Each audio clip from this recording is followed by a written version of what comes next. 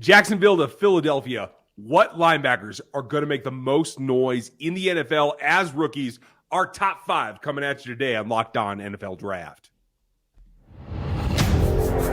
You are Locked On NFL Draft, your daily podcast covering the NFL Draft. Part of the Locked On Podcast Network, your team every day.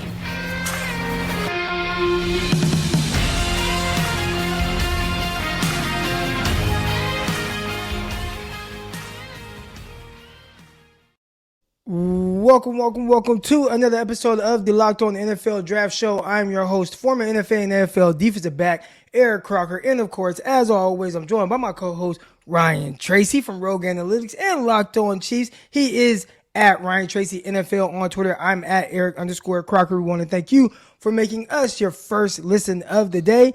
And we're diving back into the top 5, guys. The top 5 linebackers as rookies, right? Who's going to have the best rookie years, best landing spot for some of these guys? We're going to dive into that and also give you some BetOnline numbers as well. And today's episode is brought to you by BetOnline. BetOnline has you covered this season with more props, odds, and lines than ever before. BetOnline, where the game starts. All right, so let's dive into some of these linebackers. And we're starting off with our number 1 guy.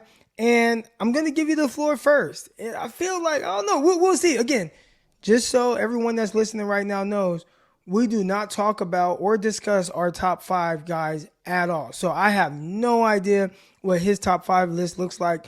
Ryan has no idea what my top 5 list looks like. But I'm going to give Ryan the floor first to talk about his number 1 guy. It's what we call Sunday Night Raw because we don't have a clue. My number 1 guy is not shocking. It shouldn't be a surprise because he's going to be in the position to, I think, make the biggest impact on his defense. And it is Devin Lloyd because he can do everything. He's the top linebacker drafted in this last draft. And in the end, I think that he's got the command qualities, the leadership qualities that really impact not just his role in how much statistical stuff he racks up in terms of tackles, PBUs, which I do think he will rack up some PBUs that are going to be significant, but how he affects his whole defense. So I'm going to take like the broader view is how does this person affect his side of the ball the most? And I am going with Devin Lloyd because he can do everything. He can attack the pass rush. He can attack the actual pass lanes. I really like him in space, especially when you're looking at those teams that want to run the low crossers, the guys that have to do things under 12 yards.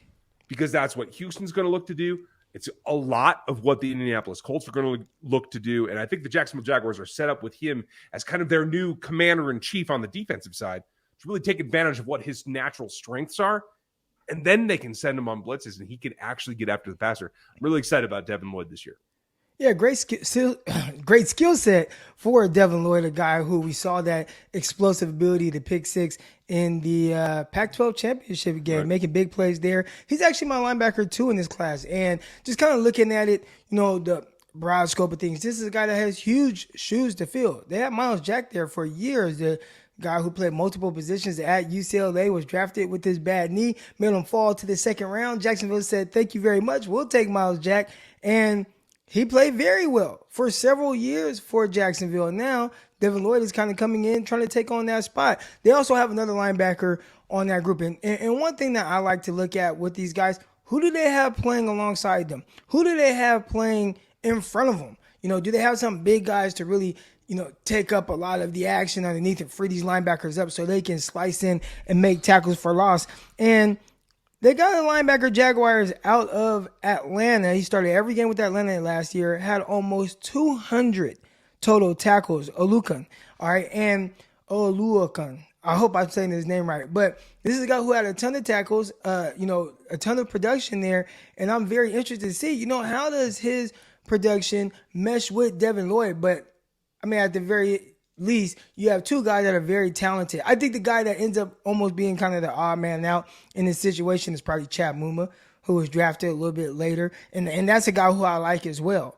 Mm-hmm. But is he going to be able to get on the field right now? Probably not. So Devin Lloyd, he's going to have great company there. Big shoes to fill, but I do like him. Now, my number 1 guy is Quay Walker for the Green Bay Packers, and he was the first linebacker taken. Now, A lot of it, I just feel like he fits today's day and age, especially when you look at the size, first of all. 6'4", 241. You don't have to be that big, but when you are that big and you run low 4.5s, I mean, he blew away the combine.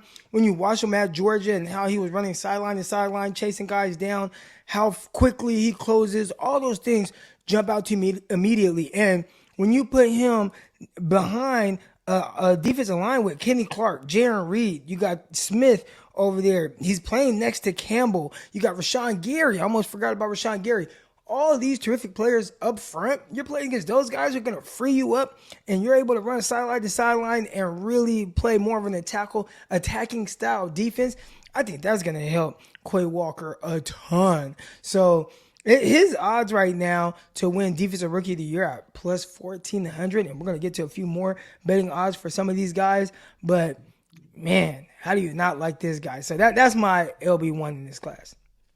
I can see where you're coming from because it is very intriguing because I don't think he's anywhere near the finished product that he's going to be. So he's got this like all around kind of style. He can rush the passer. He can drop. He's really great at taking on guards in particular. And for a guy that 6'4", 240, it sounds gargantuan, right? He actually plays a little smaller than that to me, just because of like how he can dip and rip. I really think the pass rush is an underrated part of his game. So like, I'm really excited to see how they choose to use him. And yes, there's a lot to it, but I'm really surprised. I thought you were going to go with the other Georgia linebacker, and I'm sure that we'll get to that after this. Yeah, we will. And first, we want to talk to you a little bit about our good folks over at BetOnline.net. And it is your number one source for all of your sports betting needs and sports information. Find all the latest sports developments, league reviews, news, including this year's NHL playoffs and Major League Baseball. Listen, y'all, they have all kind of player props, future bets that you can bet on. Again, I talked about Quay Walker. Plus 1,400 to win Defensive Rookie of the Year over at BetOnline.net. Also, another guy we just talked about, Devin Lloyd. He's another guy at plus 1,400 as well to win Defensive Rookie of the Year. And it also remains the best spot for all your sports scores, podcasts, and news this season. BetOnline.net is the fastest and easiest way to check on all of your favorite sports and events, including MMA, boxing, and golf. Head over right now to the website today and use your mobile device to learn more about the trends and action going on at BetOnline, where the game starts. Which NFL stars are moving the betting line the most? Starting July 18th, that's coming up, Locked On gives you the 50 most valuable players in the NFL from odds makers at BetOnline, and it's available July 18th on Locked On NFL, wherever you listen to your podcast on YouTube as well. All right, Ryan. So let's talk a little bit about your LB2, because clearly it doesn't sound like it's Quay Walker. So I'm wondering where you're going with it. No, I was in a kind of a toss-up. And so, like, Quay would come in at number 3 for me. But when it comes to, like, who's actually going to be able to have a role that's defined and that he can execute, I think it is about fit rather than capability. This is not about, like, how much can you do. It's, can you perform what we're asking you to the utmost of your ability? And for me, it's Christian Harris. I think they're going to use him in a very specific way, man the ball, attack the ball, go get the passer at times. And I think he's got an underrated ability to play backwards, but his downhill ability is exactly what they have to maximize. And I think that lifts the entirety of the Houston defense, to tell you the truth, because they could use that. And I think he's a guy that, even as a rookie, is going to be able to step into that role. And from what I understand, he's not a very vocal leader, but he's a guy that if he's got a slimmed down specific assignment, he will execute it. And we know he has the athleticism to do that. Coming from Alabama, I think that he's a guy that's in a position to really take on that. You don't have to listen to me. Just follow me. I'm going to do what I need to do. I'm going to go get this, and you guys come with me. And I expect him to have a great rookie year. Yeah, and so here's the biggest thing here. All right, Christian Kirksey right now is the starting middle linebacker. They have Christian Harris right behind him. So is he going to be able to unseat the veteran linebacker in the middle of it? I think he's going to get it on the sub packages is what he's going to do. Because in the end, his athleticism is too much to keep down. And I think eventually, I think Kirksey's a really solid backer, to tell you the truth. So it really depends on how he is physically. Mentally, Kirksey's ready to go. But if he has any of those lagging things that are slowing him down, I think that's what's going to be the determining factor. So I think they might play together some, but I definitely think you're going to see Harris be in on the more aggressive type plays, especially as and Texans fans, I'm not trying to bag on you, but I think eventually as the season goes on, you're going to be in a more aggressive mentality. You're going to have to make up for some things. So I think that's really going to play into Christian Harris and how his game comes into it. So in the end, I think they will end up splitting reps when the total counts are in, week 13, 14, et cetera. I think you're going to see Christian Harris come on. So the interesting thing here is our top 3 linebackers. We actually have the same top 3, right? Because I have Quay Walker, Devin Lloyd, and then Christian Harris. He's my LB3 in this class. And again, my biggest question mark, even with him, is can he beat out Christian Kirksey? And now here's the thing. I tried to search some things on social media because we do have some of the fans. They know more about their team and what's going on. We know more of a broad kind of perspective of all that. But I have had some people like, man, do some of your research. And say, okay, I'm trying to research all 32 teams and know exactly what's going on with all of these guys and their usage to the T of every rookie that they have coming in. But Christian Harris is a guy who I've been really high on. Houston, Texas, they have my favorite draft in this class, overall. And he was a part of that. He was a big reason why. I think he's going to be a guy that is able to step in. I think my biggest question mark was, can he step in over Christian Kirksey, who's a veteran? We'll see. But let's get to our 4 and 5 guys now. All right, so who is your LB4 in this class? It's a guy that I think has flown under the radar completely, and it's a bit of a departure for the Vikings. But I think Brian Asamoah is going to be a guy that can fill a lot of different roles. He's a utility player, and we know that they're kind of in the transition of the linebacker group in what they're going to do with him. But he can rush the passer if that's what they decide they need to do. He can drop into coverage if that's what they decide he needs to do. He has the ability to be an all-around LB, and I don't think I would peg him as a middle to kind of call the defense and be the guy at the center. He's more dynamic than that. And I think that's when he plays his best, is when he's able to really let loose, use his athleticism and let it rip, right?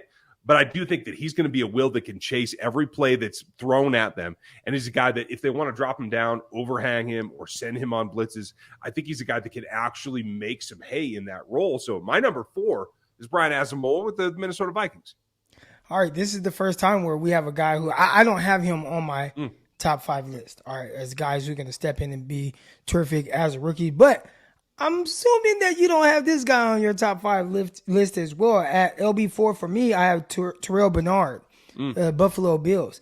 All right, and this is a guy out of Baylor. Talking about athletic freak, he's that. He's definitely athletic to play the linebacker position, a little undersized. He's around 6 feet, 225 pounds. So he's not the biggest of guys. But again, my biggest question is, can he beat out Milano? And Milano is a guy who started like 16 games for Buffalo last year. Buffalo had the number 1 defense in the NFL. So they played extremely well. Are they going to try to shake some things up just because they drafted a linebacker in the 3rd round over Milano, who started for them all year? How much do they like him? That's going to be a big question.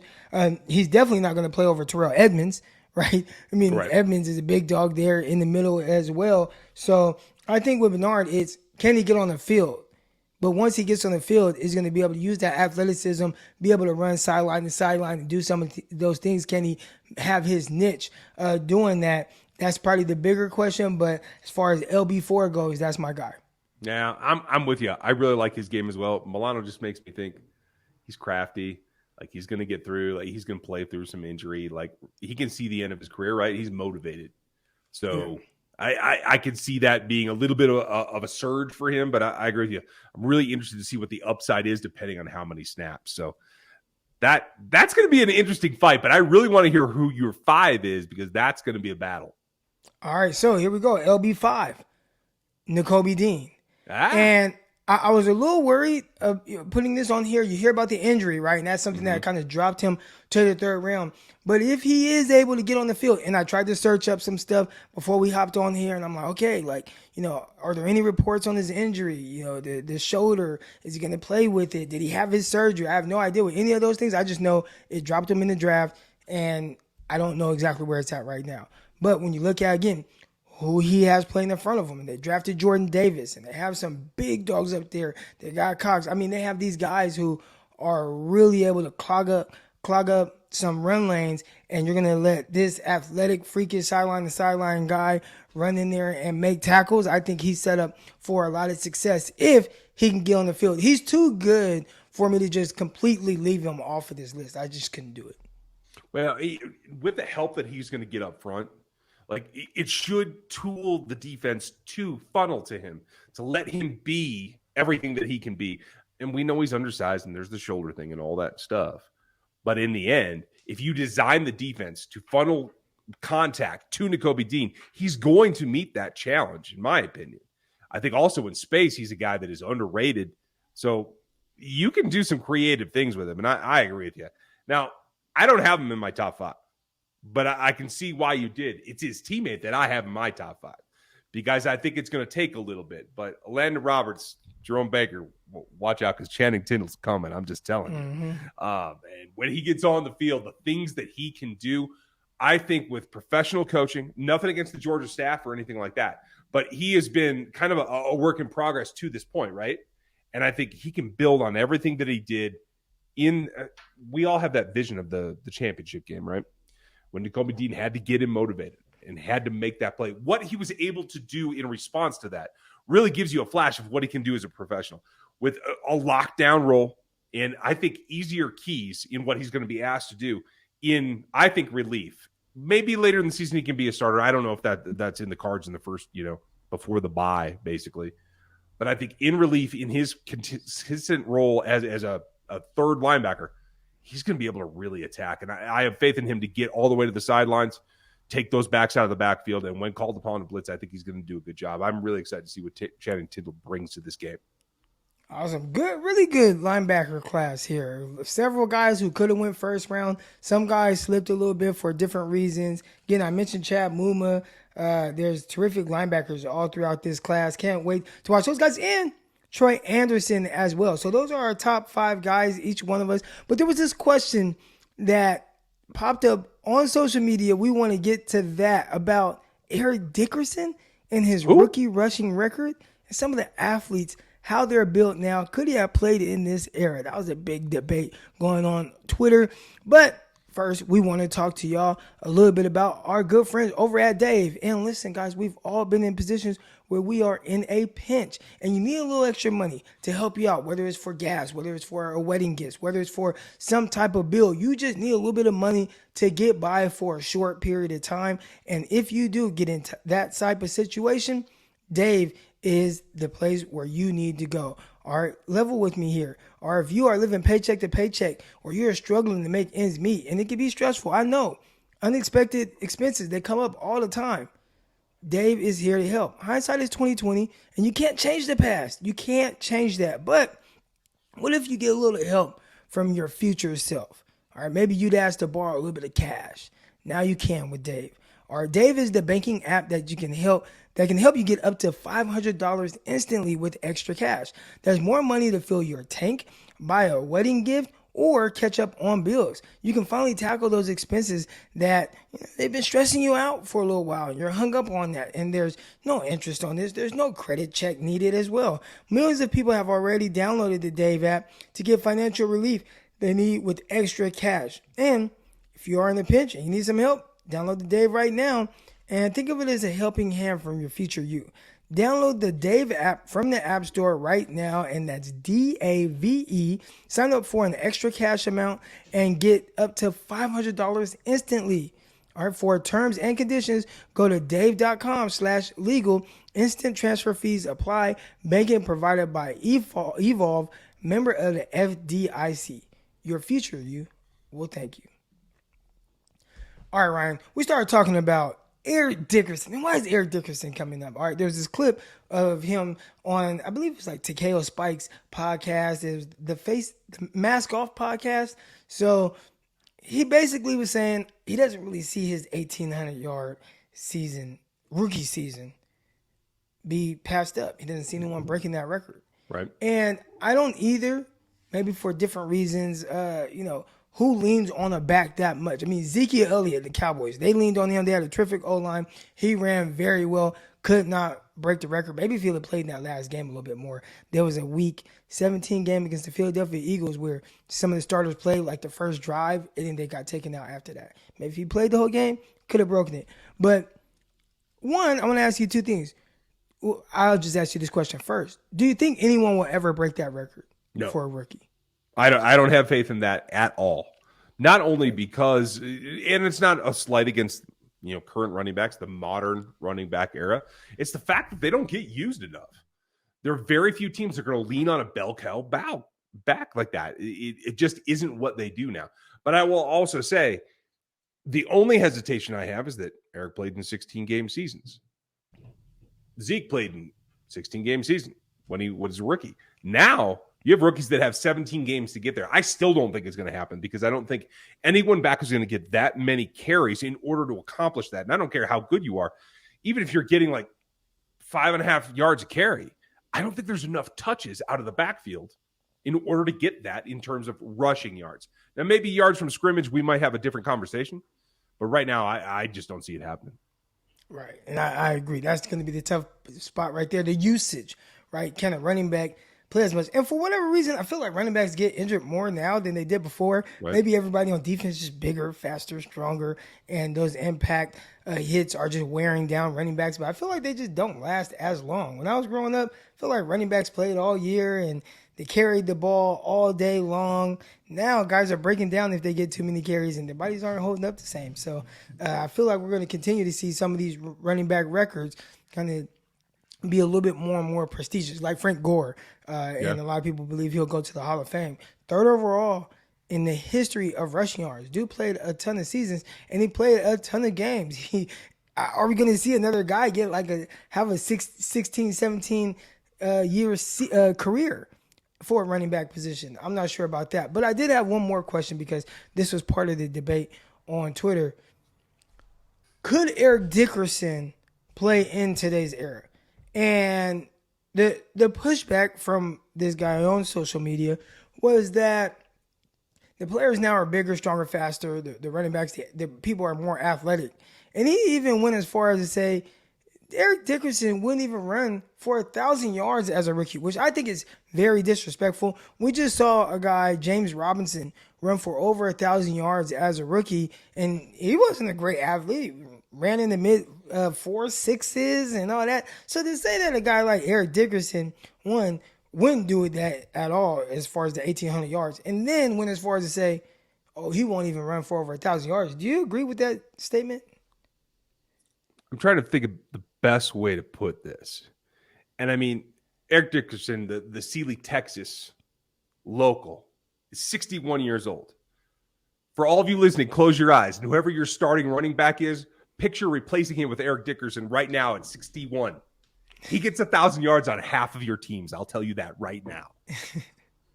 Yeah, freak athlete. Another guy who's kind of freakish as well, Shannon Sharp. Have you seen how good of a shape this guy is in? I think he just turned 54, and he is rocked up, abs, and I'm like, oh my goodness, it's ridiculous. The Shannon body now is better than mine at 18, which was my peak, just so all of you know. Pasty white dude here. And the funny thing is, he said a lot of people approach him and they're like, oh, what are you taking? You're on steroids? And he used to be offended by that. Because right? Dude, I'm all natural. And he was offended. And somebody said, well, no, dude, it's a compliment. If you look so good that people assume that you're taking something, you should take that as a compliment. So then Now he takes it as a compliment a little more. But Uncle Shannon, he is he's ripped up, man. But wait, you didn't answer the question yourself. You're good at asking the questions today. But what do you think? Does Eric Dickerson fit in the modern era? Does he run for 1,000 yards from scrimmage? I think big, strong, fast fits in any era. And I feel like there's this kind of, they do it in basketball a lot. Like, oh, these players back in the day, they were never this, and all these guys. I'm like, well, the players back in the day have way more skill. So I think it still kind of balances out. Yeah, there's more athleticism now in the NBA, but the skill is way down as opposed to before. Guys were more skilled on both ends of the court. So I don't know There used to be this thing to call defense they play in the NBA. Remember that? Oh, right. Yeah. They play defense. So I don't know. I'm not one of those saying like, oh, the old guys, they just tear down these new guys. Or I'm not saying the new guys should destroy the old guys. But I think there's this kind of balance. Whereas football, there's just always been freaks. And I feel like freaks in any era, like you'd be freakish no matter what era. And Bo Jackson, it doesn't matter the era Bo Jackson is in. He was a 4-1 guy, faster than everybody, 2-sport star. Deion Sanders, faster than everyone, 2-sport star. All right. Darrell Green, Rod Woodson. I feel like these guys would fit no matter the era that they played in. So it doesn't matter that receivers might be a little faster now. They're still not faster than those guys. Like, and those guys are skilled as well. So, I think Eric Dickerson would be just fine in today's era. 6'3", 220 pounds, running in the 4.3s. I saw something that said he ran like 4.27 12 years ago. And I don't know if it's true. Right. But, at 50, at 49 years old? Good yeah, Lord. I think it's a little ridiculous. But if it is true, I mean, come on now. Even if it's anything remotely close, even if it's low 4.4s, which would still be crazy and it was hard for me to believe, that would be incredible. That would be incredible. And you know what, man? I want to thank you, Ryan, for another incredible show. And I want to thank you, audience, for being incredible as well. We want to thank you for making us your first listen of the day. And for your second listen of the day, you got Locked On 49ers with myself and Brian Peacock. You got Locked On Chiefs with my guy, Ryan Tracy. And you got all the other podcasts across the Locked On network. But coming up tomorrow, we are going to talk about which one of these guys, the linebackers, are going to have the best career. All right, we're going to talk about all of that and more tomorrow. So stay tuned right there. We'll see y'all. Peace.